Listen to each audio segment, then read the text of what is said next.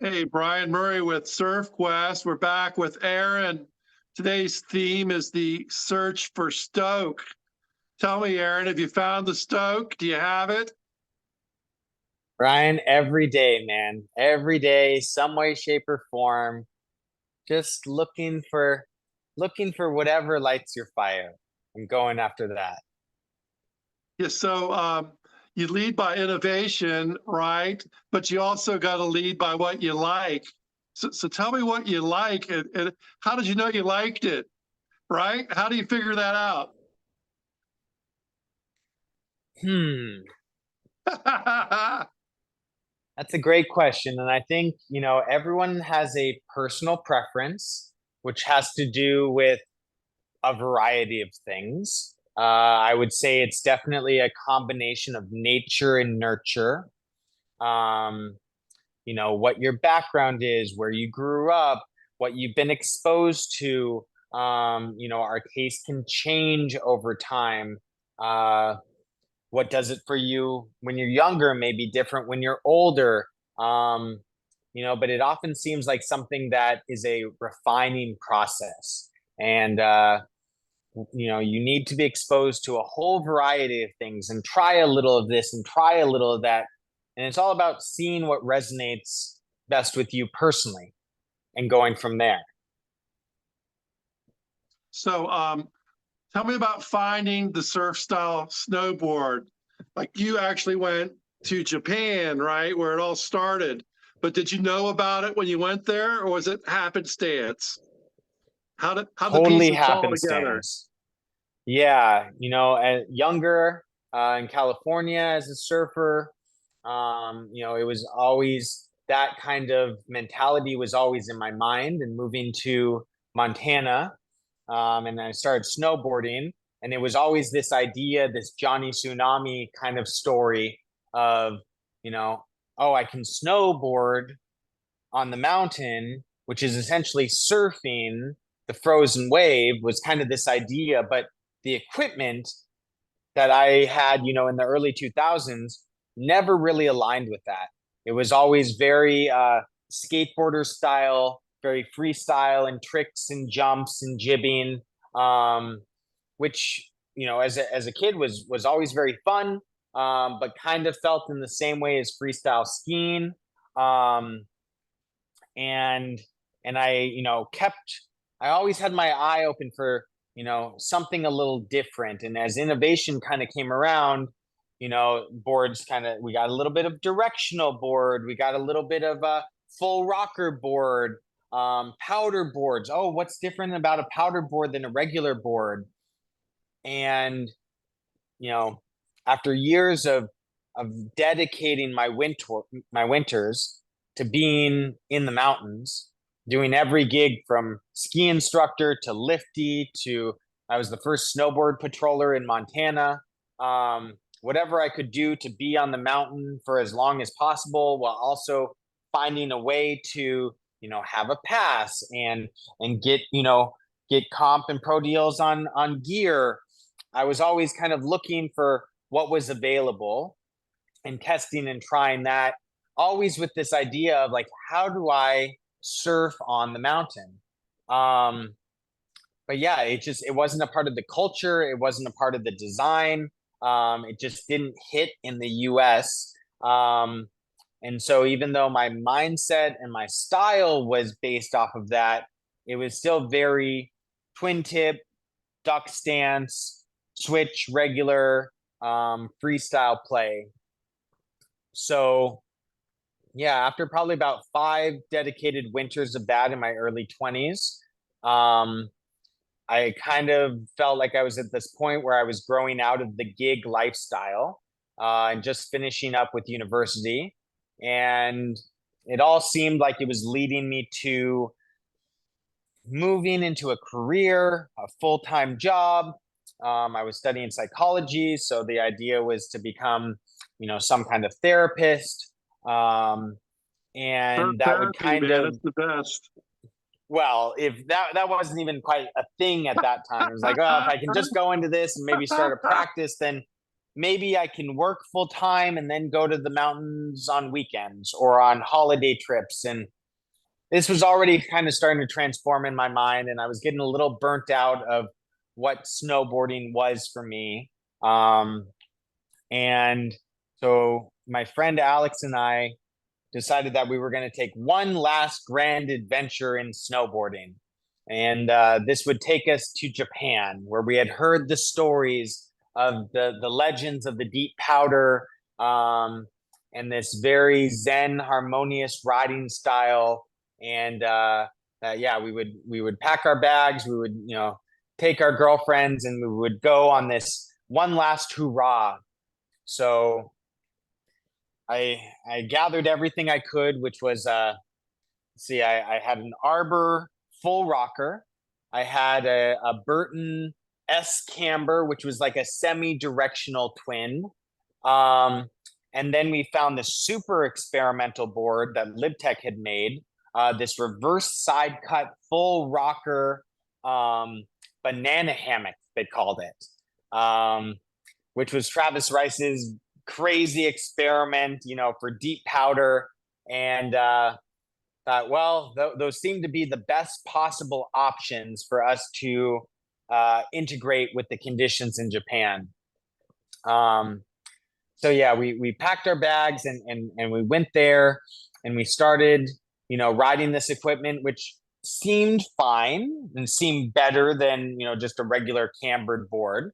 But then all of a sudden we started meeting all these riders who were on these very interesting shapes. Super directional, pointed nose, swallow tails, setback stance, things that I had really never seen before, weren't really in my mind, and then kind of started putting these pieces together of maybe these old boards I had seen from back in the day. Was it the 80s, even the 70s? These old Tom Sims boards, or these winter stick boards, or Chuck Barfoot kind of boards. And, it all kind of started coming back, but, I had never really been exposed to anything like that. That just wasn't a part of the market in the early 2000s. So, we had an opportunity to meet some of these riders and the shapers of these boards, and learn about why the design was how it was, the form and the function, not just a cool looking shape, but that actually having more nose and less tail and a wider board and the setback would actually change the entire dynamic of your float and powder. And it was hard to even comprehend until, one day riding the twin tip, the next day riding the directional fish, and it just completely blew my entire mindset of what I had known snowboarding to be. And that was in a couple different ways. One, just the ease. No more back leg burn to keep the nose up. No more drag, trying to bop your way up and through the snow. Such a light, fluid, cruisy mode that, again, just worked with the snow and the terrain so well that then we could even kind of discover it's like, oh, because of that, now you're moving with efficiency. Now you're moving with grace and harmony of the terrain. And that's where we started to understand this surfer mentality that they were bringing to the snow, and how to integrate the two concepts together of essentially working with the mountain, moving with the flow that the terrain provides, not having any more drag and resistance and just trying to go straight and as fast as possible to just keep moving, but by having plenty of speed and glide, that you could actually now maneuver really fluidly across all the terrain, and not even steep terrain, just low angle, cruisy terrain.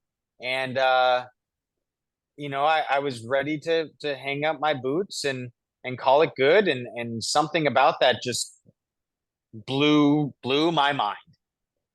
You guys basically, you're there just to do a tourist trip, and you're cruising around having a good time, and you look and you're like, oh my God, who are these guys? I mean, what are they doing? You know, tell me about that when you first saw those guys drop in and ride by you. I mean, it had to have blown your mind. It didn't even compute in my mind. I didn't even understand. Oh, you can't go backwards. Oh, you can't do like I didn't understand why somebody would move so radically in this direction until we followed them through the trees. Oh, they're moving a whole lot faster. They're able to get to all these other areas while we're just trying to keep up by going straight. And yeah, but the next day having an opportunity to try and really feel the difference and feel how you could move and feel how you could play it. Just one gully just stands out in my mind, and moving so easily back and forth through it, and it locked this thing or unlocked this piece in my mind. It's like, oh, this is surfing. This is surfing. I've been trying to set up my stance directional. I've been trying to set back on my board. I've been trying to do this and that, but I've been limited by this equipment that I've been on. And this releases all those limitations. And now all of a sudden I can move in the way that I was imagining the possibilities of moving. So, were you able to take it home and start doing it right away, like you did? Was it hard Well, to recreate? What the heck, man? it affected me so dramatically that the next day I took all three boards that I had brought with me and I sat on the curb in Niseko town with a little for sale sign, and I pawned off each of those three boards just so I could go and buy one of these boards that was 3 times the price of any board I have ever bought. It was the most expensive piece of equipment I had ever owned. And yeah, even selling 3 boards, I was still in debt for $200 that I had to get a loan from another friend just to be able to, but I couldn't not have it. I don't know.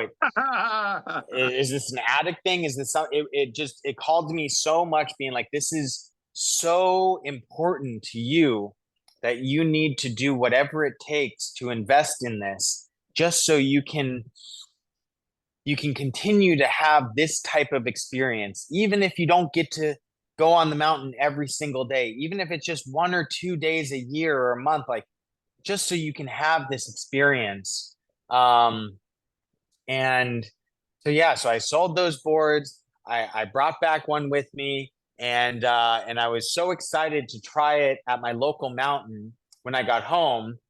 And when I got home, I remember, stepping out and seeing the owner of the local mountain, and he looks at my equipment and so mind boggled. And I had just told him about how amazingly deep Japan is. And, I know our little mountain is known for its powder, but there was a whole nother story. But I had this new tool that I was really looking forward to explore and try at our local mountain. So I took it out, and again, many conversations that stimulated many, wow, what is that? Where did you get that? How would I get one of the? Well, dude, you have to go to Japan because they don't export these, and it's how expensive. Oh, it's very expensive, and oh, I don't know. There was a whole lot of this and this, but one run underneath the chair, and everyone just, wow, wow, this is incredible. And there was just so much stoke and froth from it, and I just felt like so connected with all these lines that I had been learning in my whole time growing up, but now all of a sudden I could just hit them in such a way. Yeah, it really just inspired me, and I don't even know what it was, but there was something to that, and to experiencing the mountain in that way, but then also now starting to tune in. How did this board work in this environment, on this terrain, in our snow versus Japanese snow? With my boot size, and knowing, everyone else, also big. Oh, it's pretty narrow. It's kind of tiny. It's only a 147. Like, so, it was just very interesting and inspiring, but I felt like there was something, I don't know, something just kind of called to say, it's like, if this was just a little wider, if it had just a little more here versus there, maybe it would have a different effect. No way a better effect, as this was a Ferrari of a board, but it could maybe knowing that different shapes were possible, maybe I could explore what that meant. And that all kind of paired up with a friend in Missoula who had been pressing his own snowboards, which was something very interesting to me. And the idea was like, hey, dude, could we modify the mold of your press so that I could make something kind of like this, but maybe we could kind of like modify the template a little like this and a little like this and see if that could have just a slightly different effect, because I kind of have some other needs. I see these guys carving it, but I can't carve it because my toes are grinding. And our snow is a little different here. So I think I just need it a little wider. What would it be like a little wider? And if we change this, do I like that, Taylor? All of these little things that just started becoming the little ticking things in my mind, because again, it was like this. I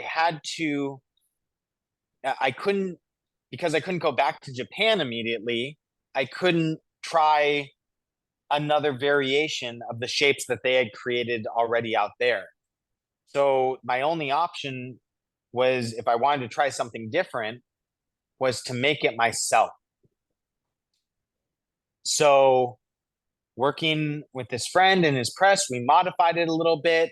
I sourced the materials, which was very difficult because I learned that snowboard materials in the US had become so standardized for the narrow twin tip board that even finding anything was a problem, and finding cores and I had no idea what was even involved in the construction of a snowboard.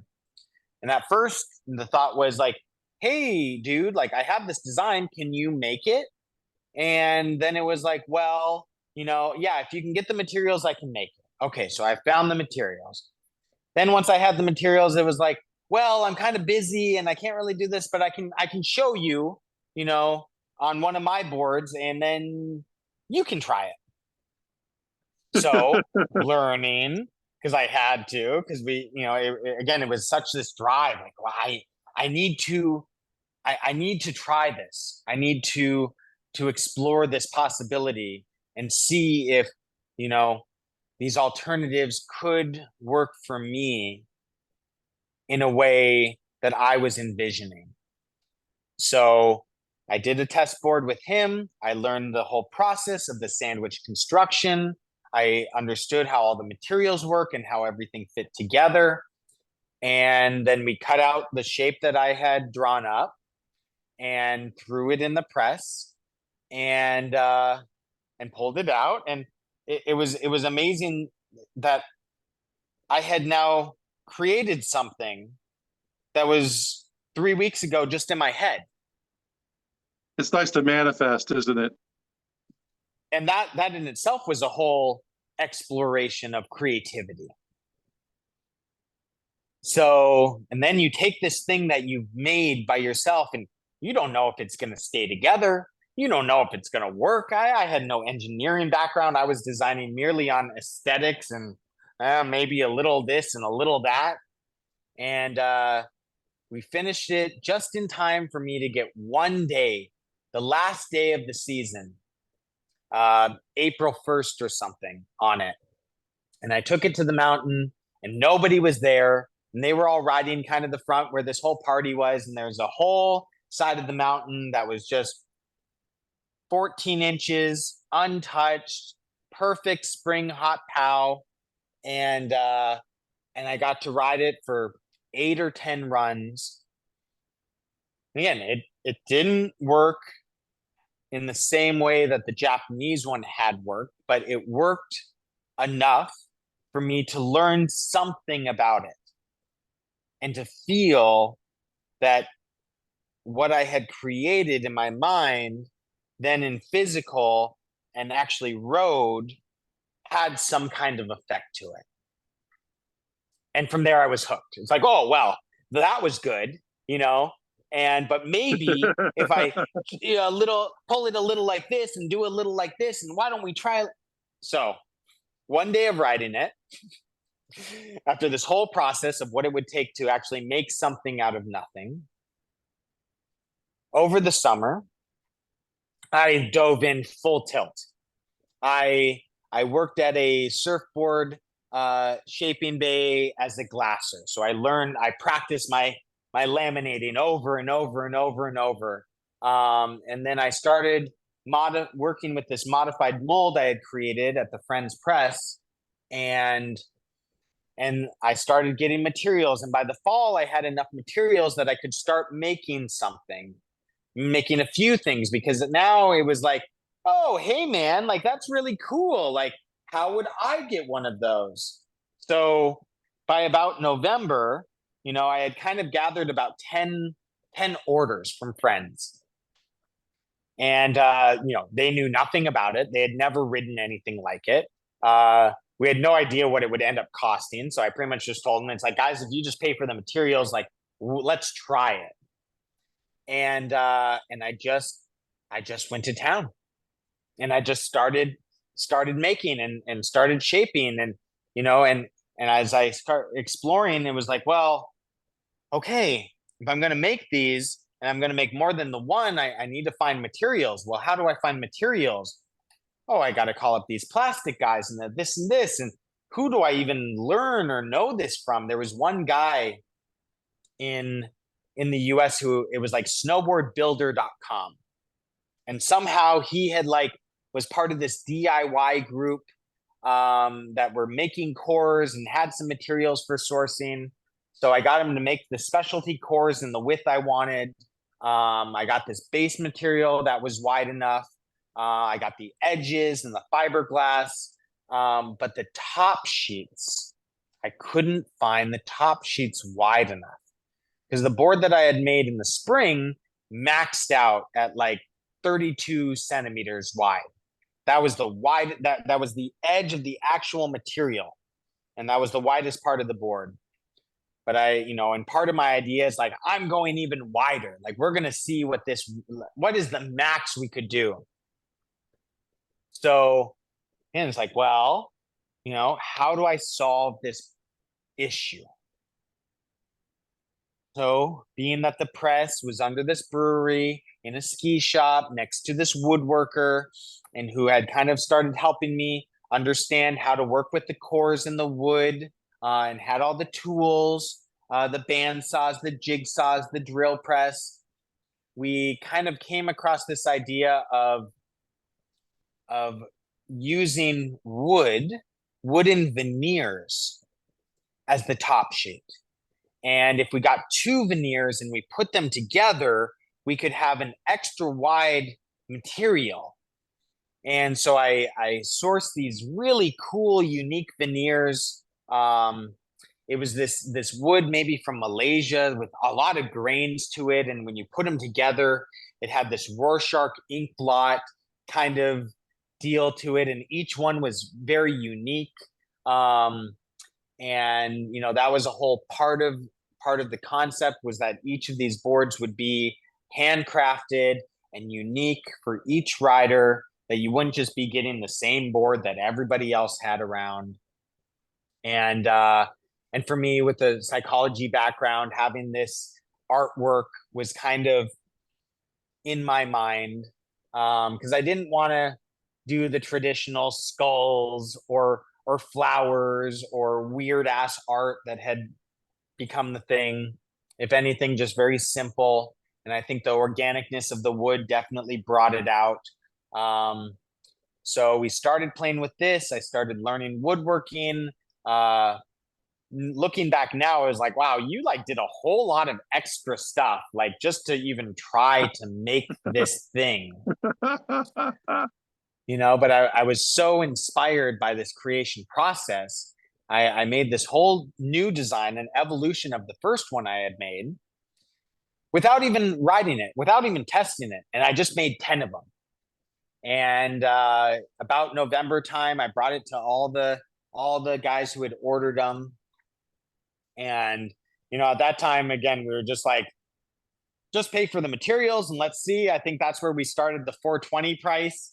Does this sound good to you and good to me? And okay, well, compared to other, okay, well, 420. I'll give you something awesome and let's try it. Let's test it. I can't promise that it will make it, up and down the mountain multiple times, but if you're willing, we can do this. And yeah, so by the time, the first snows came, we actually had a lot of snow that spring. Before the season started, November time. And there's kind of this little tradition like, oh, the mountain opens around December 7th in Montana. It's a little later start. But always around Thanksgiving, there seems to be like enough snow to like go for a walkabout. So I brought a couple of the boards and a few of the friends went up and we just hiked up the hill in this, maybe knee deep fresh powder. And one little run down the hill, the turns we could make, the float that we had, we just knew that like, wow, we now were playing with something that was totally different and would completely change our experience on the mountain.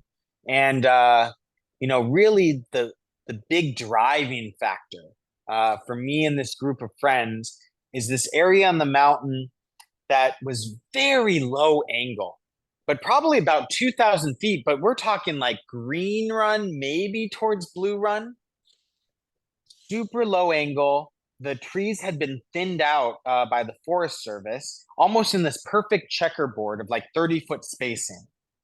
But it was so low that on most days, if there was any fresh snow, and at this mountain, every Thursday was a fresh snow powder Thursday because they were closed Monday, Tuesday, Wednesday. To go out there, you would essentially have to ride down the run. You could jump off for a little bit, and then you had to come back to the run. And the idea was like, well, could we have a tool that would allow us to just purely ride off the groomer? Just purely get all of that stuff because nobody's getting it. Maybe one track, and then you go down that track and you could go a little further, but then you had to come back. Now, all of a sudden, when that terrain opened up and we started exploring, we could move fluidly through the entire area. Again, nothing radical, nothing steep, but we were moving at speed. We were quickly darting between these trees. It all of a sudden became very exciting for us. So exciting that you get to the bottom, and it was a very, very slow 2-man lift going all the way up. They call it the 2-joint lift because it took 17 minutes. 17-minute long chairlift, just you and another person. Wow, how did that feel for you? Wow, we went to all these different areas. And that 17 minutes just by our Stoke-filled conversation. And we just felt like we were out there harvesting the Stoke, in this place that was kind of just forgotten about because no one could really use it or access it. And it kind of made this little niche group, the Chair 4 crew. And, we just found something really special in something so simple. And again, that little tweak in equipment, that little tweak in, can we make something that could work rather than trying to make something work that didn't actually work. So, it was that drive, it was that stimulation, and those boards are still being ridden out there as the best equipment for that area. Even though now we've created all kinds of different lines and I keep feeding them out to those guys, it's like they still love riding the original. We call them the soul rider. And for these guys who just wanted to cruise the easy powder and just be in the bliss of their own space. So you found the Stoke. The search for Stoke paid off, We didn't found it? the Stoke. Yeah. And what do you do when you stoke something, right? You make it bigger. You're stoking the fire. That's why the Stoke is so nice. And it just keeps growing and keeps growing. But you know, because the season and winter and the climate and everything is constantly changing, you know, you have to be constantly attuning to those changes. I think why the twin tip all mountain freestyle board became such a hit is because it was really capable of dealing with a variety of terrain and a variety of conditions and a variety of riding styles pretty well. You know, a one board fits all kind of mentality. And, you know, but it didn't do anything particularly well. And for us at that place, we were looking for the great powder rider. Now, again, we had put all this time and energy into creating these super wide, deep swallow powder boards. And about the end of January that year, the snow just stopped falling. And it was 1 week and then 2 weeks. And okay, well, we can ride these on groomers. Okay, that's kind of cool. Oh, but they're a little extra to ride on groomers. Well, you really got to turn it over. You really got to, okay, maybe it's a little much. Well, what's the right amount? So back to the shaping bay. Okay, let's pare it down a little bit. Let's see if it can fit like this. We still want our boots to fit like this. If we turn it over, not enough, but we don't need too much.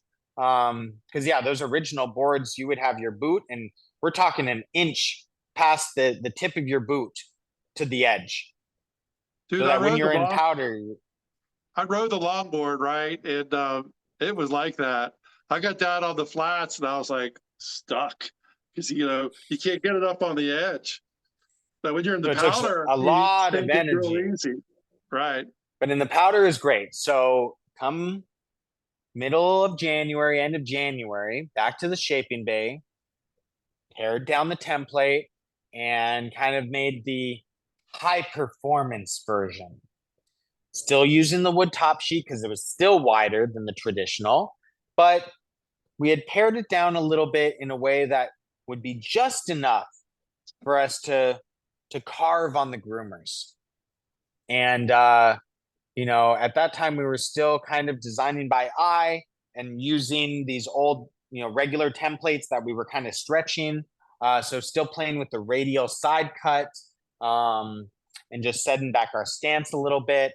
But the whole idea was, okay, can we get the same feeling that we were feeling in the powder on the groomers? What is carving about? How does that feel? Can we lock in an edge continuously all the way down the mountain, toe to heel, and feel that same amount of momentum? Not necessarily going overly fast, but just fast enough to lock it in. And I think that was kind of the entire rest of our spring. And we just started riding the groomers and having a great time on the groomers. An amazing time on it. Were we having as much or more fun than we were riding powder? Could that even be possible? No, the groomers are just a thing between here and there. No, now I want to go and just ride that fresh corduroy. I got to tell you, man, I used to ride twins, all mountain boards on hard pack, East Coast, NAR all the time. And when it got powder or just a little bit soft, I'd start surfing that board and I would have that feeling. And it was transformational in the way I rode because I could never ride like as well as I wanted until the snow was correct. Well, now that I've been riding your boards with more of a powder style, everybody's always asking, why are you riding a powder board on the groomers? And I said, because it's fun. And I ride the groomers the same way I ride the powder, the same turn shape, the same style, the same everything. And it feels great to me. And it's hard to bring that across to people. They don't really understand. Yeah, and I think, as we kind of started exploring more in the shaping theory, the concept wasn't to make one board for all terrain and all conditions, but if we could make a great powder board that would also be radical on the groomers, then all of a sudden we essentially had any day on the mountain covered. It might only be for the first couple hours where either the powder is fresh or the groomers are cleanly laid, but you can count at every single ski resort, they will have run the groomer up and down the piste. And so any day is essentially glassy and offshore, at least for the morning. Right. Okay, you want to ride in the afternoon? Okay, then go take your all mountain twin out and go play with that and deal with the choppy and the bumpy. But all of a sudden it's like, wait, why would I do that after I had 3 amazing hours of carving perfect corduroy or riding fresh powder? Why would I subject myself to have to ride, bumpy, choppy terrain when I had really felt like I filled my cup with 3 solid, expansive hours in the beginning of the day. That's how Yeah. it was during COVID on our mountain. It got so crowded and so ridiculous that we always hit first chair. And we would just run hard in the morning. Then by 10 or 11 o'clock, it was blown out. I mean, you couldn't get on the lift. It was just chopped up. It was a mess. But that morning glass, man, was always there every morning. I mean, you just had to get Every up there morning. and get on it, right? Yeah, so I think it's, a concept of quality over quantity that maybe comes with age and experience. We're also trying to take care of our body, and riding till 2, 3 p.m., choppy, bumpy, icy conditions. That's usually the time when things start going wrong, where you start getting sore, where you start getting injury. And so I think it just became that I trying to just hit the ideal situation, and then there's always tomorrow. And then there's always tomorrow.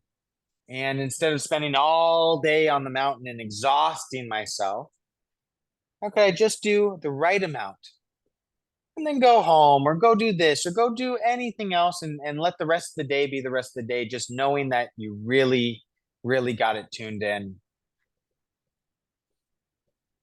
Yeah. But again, that brings up another piece in the equation. Oh, we were making these beautiful deep swallowtail boards, but once the conditions started to get choppy, guys were running into some issues. Not having a back seat to kind of rely upon, to lean back on to deal with this chop, we were starting to get at some broken tails. And, I was trying to justify, dude, you should really only ride this when the conditions are clean, but they really wanted to ride it all the time. So how could we kind of work with that? And, there were also these kind of more freestyle riders who wanted to jump and jib, but they couldn't really feel like they could do that on the swallowtail. So that's where we kind of worked to the next design. And I by that time, I had started doing more research. I had looked back to these old school shapes. What was Sims doing? How was his interpretation, of surfing on snow? How did Barfoot then take that and modify that a little bit? And you could see their progression from these swallowtail boards, into something with more of a square tail or the round tail. And that's even really where freestyle started coming in. Terry Kidwell with the round tail. Now all of a sudden he can go backwards. Oh, now we can jump and land and have this this real tool that he could use. And so we started playing around with this concept, and I think I found an old Sims blade, which had kind of this rounded square tail to it, maybe mid late 80s. That's the board I learned on, a Sims Blade. Yeah, and it was a great, it's directional, but it had a lot of what you needed, but was also very playful and maneuverable. And so we took this tail and we started to integrate that we blended that onto our high performance swallowtail shape. And that was the first, what ended up being the hawk, which then turned into the red tail hawk. And now all of a sudden we're playing with these ideas of biomimicry. Well, how does a hawk's tail help it move in its dynamic? How does it adjust its turn and its flight path?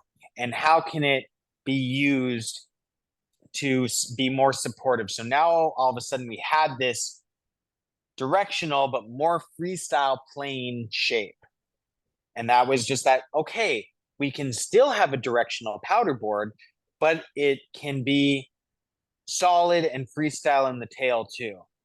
And I think, once we kind of started playing with this, it was like, oh, well, if the swallowtail was kind of like a fish surfboard, maybe this one's kind of like a diamond quad. Well, where else could we go? Well, what would a shortboard be like? What would a step up be like? What would a long fish be like? What would a longboard be like? Now all of a sudden the imagination just starts to explode. And you weren't confined by, I need one board for everything. Actually, I could have a different board for every little different nuance. I could start to play with a different tool, like an artist's paintbrush set, or different charcoal versus pencil versus pen and marker, and all of a sudden these different tools for the different jobs started becoming more of a thing. Oh, I bring 2-3 boards to the mountain to ride that day, like your golf clubs, right?